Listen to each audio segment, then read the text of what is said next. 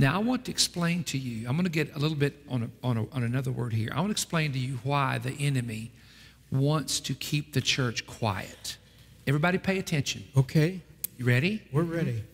Our authority given to us over all the powers of the enemy can only be released when we speak. You cannot. Oh, wait, say it again, please. Our authority that Jesus gave to us over all the powers of the enemy can only be released when we speak. You can only rebuke the devil with words. You can only resist him with words.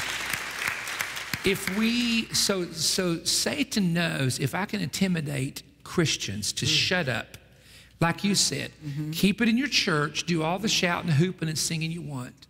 Don't take it outside the building. If he can get us to that point, then our authority is only released in our worship and preaching inside the four walls.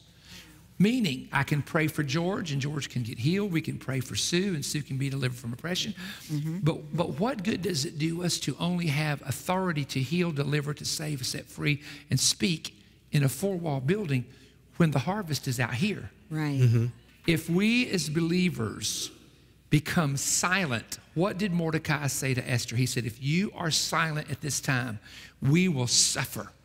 God will raise up somebody in the future that'll save the Jews because he has a covenant with us. But if you shut up and don't go to the king about this issue, we're going to all be dead. And she had to take, you know, in the Medes and Persians, because this guy, if you'll remember, had a problem with his former wife. Yes, oh yeah. And she dishonored him, and he said, out of here. I mean, it was instant. The princes were ready to kill her. Yep. So Esther knew if I dishonor him or he feels like I've dishonored him, I'm done. I'm cut off. She risked her life to go and stand in front of her husband, who was the king, and say, I want to expose a strategy against people. I am a Jew. You thought I was just a pretty girl that was from I'm a Jew now. I'm going to tell you who I am. So she exposes herself completely. But he loves her so much, the love is there that he reverses this, and the person trying to destroy them, him and his 10 sons get hung on the gallows prepared for the Jews. Yeah.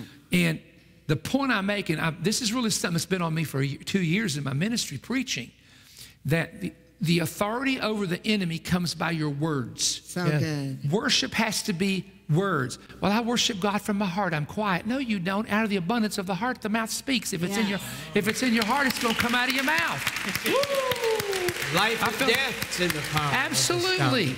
So we have to speak up. We can't get in our four walls. Well, isn't that bad? I'll tell you, that's something. Well, it's really the last days. That's what we're getting from the church. Well, anyway, I got this call from a colonel. He said, he was cussing me. Retired colonel. Reverend Stone. Yeah, I can tell he was real military the way he's talking. He said, do you realize you gave one piece of information out that should not have gone out? And I'm like, oh my goodness, I'm sorry. I said, well, he said, well, you cannot, this was years ago. He said, you can't air that again. I said, no problem.